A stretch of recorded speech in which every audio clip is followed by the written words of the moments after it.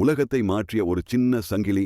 1913ஆம் ஆண்டு அமெரிக்காவில் வாழ்ந்த கீடியன் சன்பேக் என்ற ஒருவரால் தான் இன்றைக்கு நாம் தினமும் பயன்படுத்தும் ஜீப் உருவானது. அவர் ஒரு பெரிய விஞ்ஞானி இல்லை, ஒரு மெக்கானிக்கல் இன்ஜினியர் தான். அந்த காலத்தில் சட்டை பெயிண்ட் உடைகள் எல்லாம் பொத்தான், கயிறு, கொக்கி இதையே நம்பியிருந்தது. அடிக்கடி உடையும் கட்ட நேரம் எடுக்கும் குழந்தைகளுக்கும் வயதானவர்களுக்கும் சிரமம். இதையெல்லாம் கவனித்த சன்பேக்கின் மனதில் ஒரு சின்ன கேள்வி தோன்றியது. பொத்தான்கள் இல்லாமலே ஒரே நொடியில் உடையை பாதுகாப்பாக மூடவும் திறக்கவும் ஒரு எளிய வழி இருந்தால் எப்படி இருக்கும்? அந்த ஒரே கேள்விதான் உலகம் முழுக்க கோடிக்கணக்கான மக்களின் தினசரி வாழ்க்கையை மாற்றிய ஜிப்பர் என்ற கண்டுபிடிப்பாக மாறியது. அவர் சிறிய மெட்டல் டீத், அவற்றை இணைக்கும் ஸ்லைடர், எளிதில் திறந்து மூடும் டிசைன், இந்த மூன்றையும் சேர்த்து ஒரு அற்புதமான அமைப்பை உருவாக்கினார்.